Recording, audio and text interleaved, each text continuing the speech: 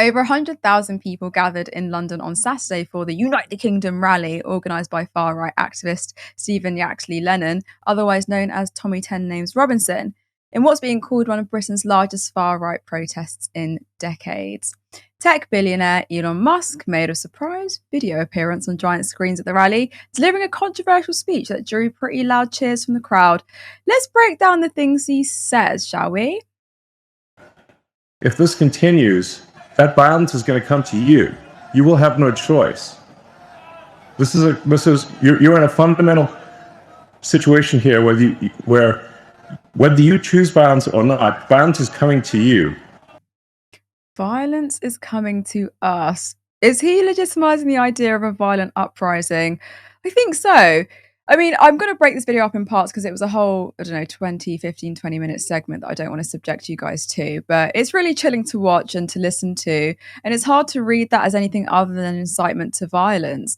Remember, by the way, this rally wasn't entirely peaceful. We saw projectiles thrown, flares ignited, and police attacked. Don't let the right tell you that only 25 people were arrested. That's still 25 too many in my eyes. Musk's rhetoric seemingly poured fuel on an already volatile situation. Let's look at another clip. The government can obviously use whatever powers are available to suppress the people.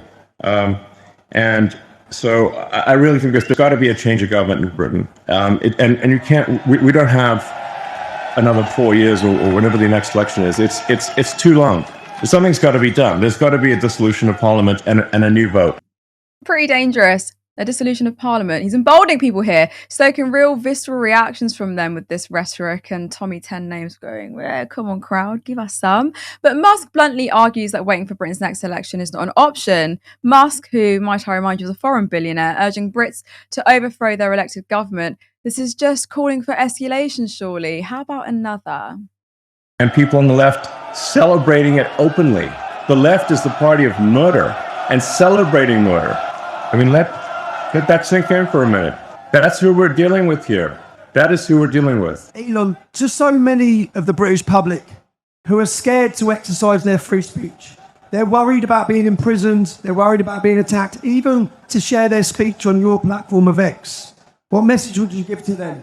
The message is really, my message is to the reasonable center, the common sense. So my appeal is to British common sense, which is to look carefully around you and say, if this continues, what world will you be living in?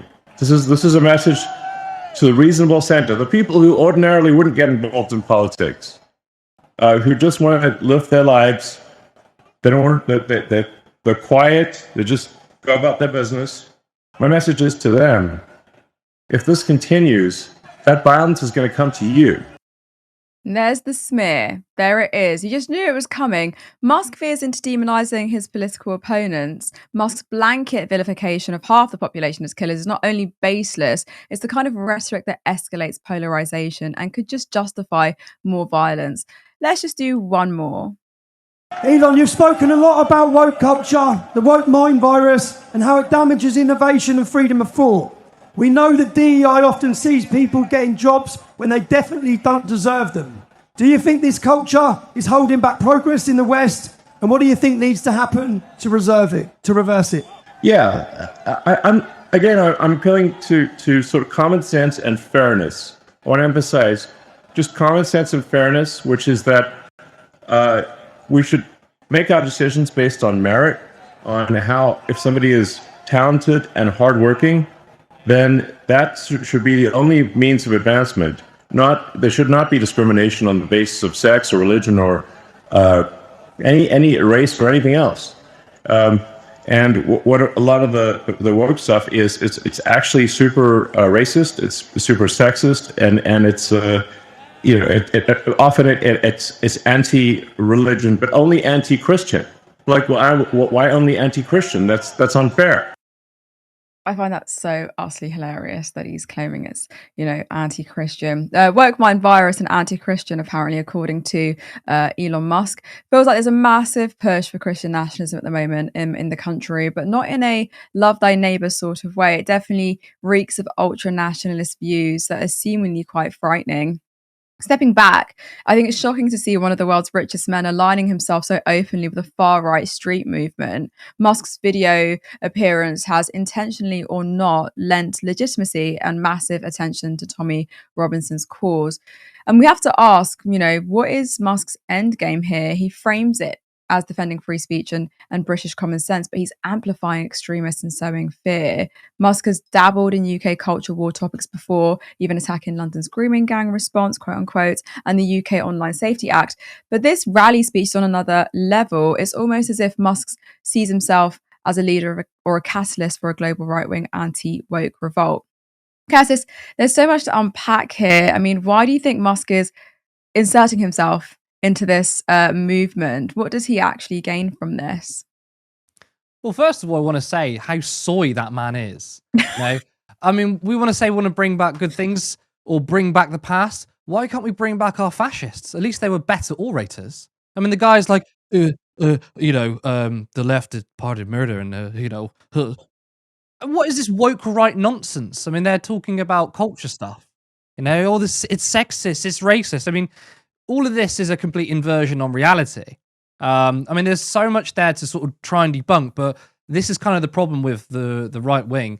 It's kind of throw shit at the wall and hope something sticks. And sometimes we can get bogged down in it, right? We could spend the next 2 hours debunking every single little thing that Elon Musk is saying, but it's pointless. I think there's only a couple of things that we need to be aware of, and what's important is this is foreign intervention in our political system. I find it extremely ironic that the so-called patriots and the so-called Unite the Kingdom rally is invited on politicians from Europe. Funny that as well when it comes to Europe. I thought we wanted to break ties with them.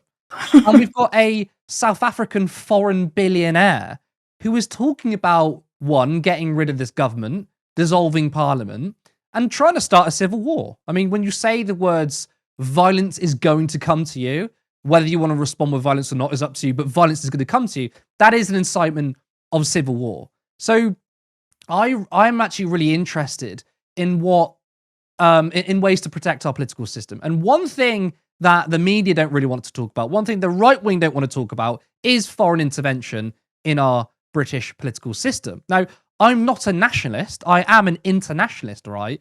But God forbid we at least want to see a nationalist movement. Like, there's no such thing as nationalism or Britain first in this country. It's Israel first. It's America first, right? Again, I'm not a nationalist, but you can't. It's kind of difficult to fight against when your opponent is very slippery.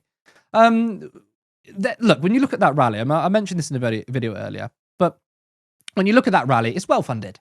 They've got big stages, got flat screen TVs everywhere. There's bands playing, and that is not a grassroots movement. The right wing and far right are an astroturf movement. It's from the top, right? It's funded by tech bros like Elon Musk. It's funded by Israel, right? There's look, the two main foreign powers that we need to worry about when it comes to money is Russia. Now, when I say Russia, people immediately sort of think of Rachel Maddow when she was like, Russia, Russia, Russia. I'm obviously not one of them libs who's obsessed about Russia, who thinks a political decision that was that happened in this country, such as Brexit, was down to Russia. No, I'm not. But we can see, for example, Tim Pool, a conservative commentator in America with his Tenet News. It was found that hundreds of thousands of dollars were funneled from Russia to right-wing media because they want to sow division.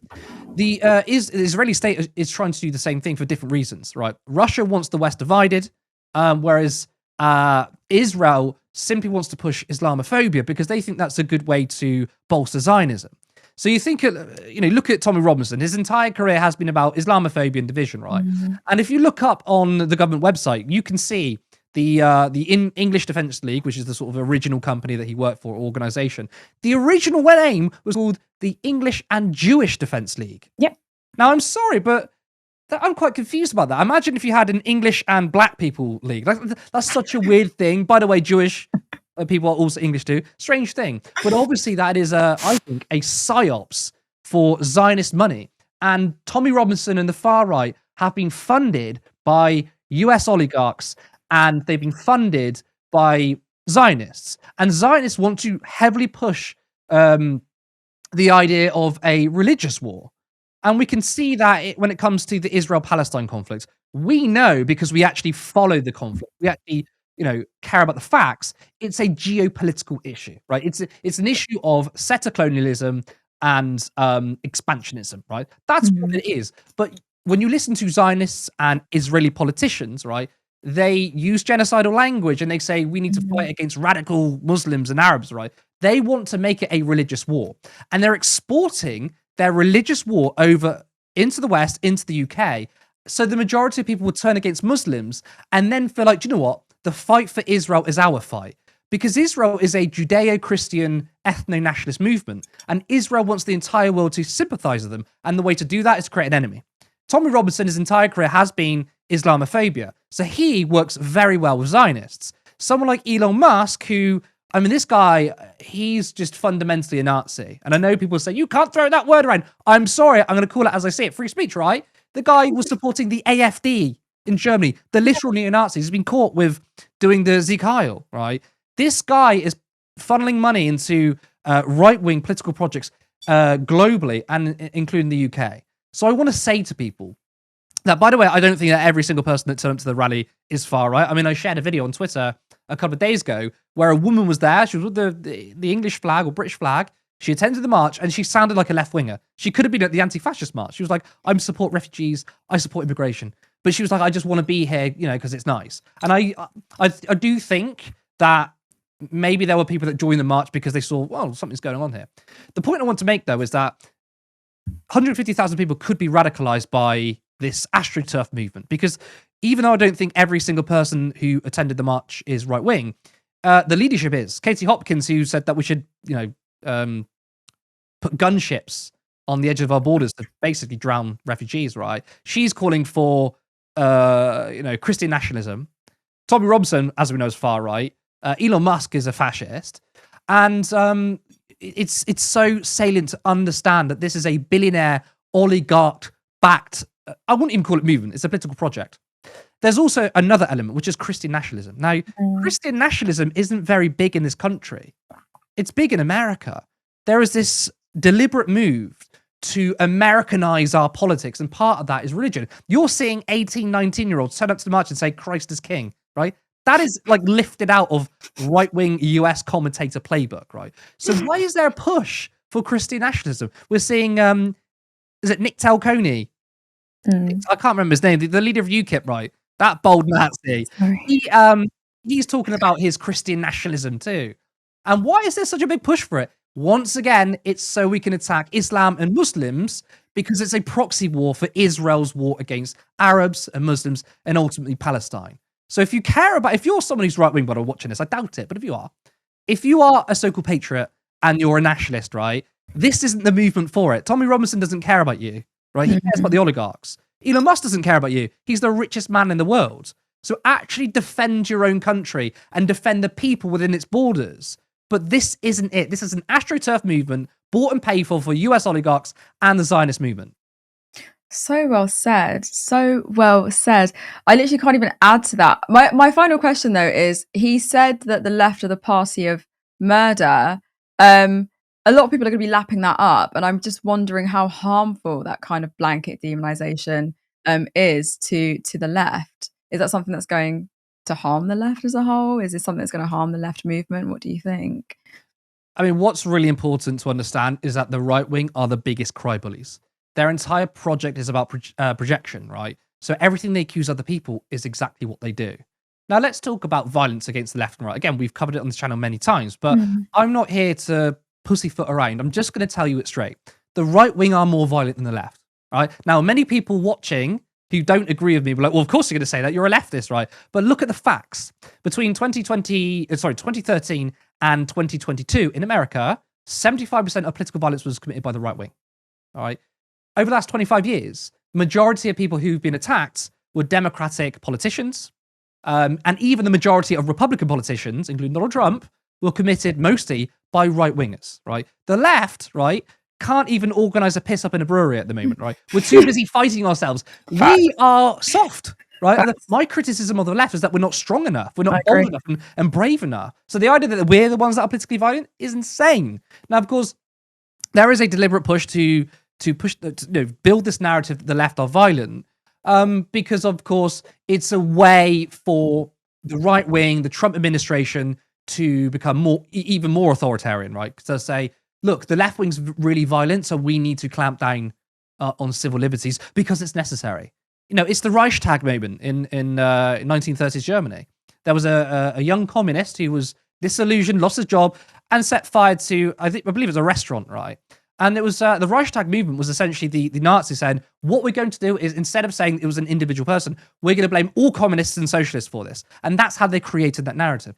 The very same thing is happening now, which is we need to tell people that the left wing are very, very violent so we can clamp down on people's freedoms and civil liberties. That's why when we heard about Charlie Kirk, before the man's body was cold, right, we had Nancy Mace and all the right-wing pundits saying, this is political violence from the left. GB News saying, like Matt Goodwin type saying, the left are not the tolerant ones. We didn't even know the motive of the shooter. We still don't know the motive of the shooter, right? First, it was a trans person. Oh, it's a straight white guy or a Christian white guy, a conservative white guy. Oh, then it was a transcription on the bullets. Oh, wait, it's to do with a video game. Oh, his roommate was trans. Like it's bullshit. It's pure projection. Now, whether it's dangerous for the left, I mean, this entire rhetoric of calling for political violence is dangerous, which is ironic, by the way, because Elon Musk says the left are the party of murder, while saying, by the way, if you want to respond with, violence, have at it. Go ahead and do it. Yeah.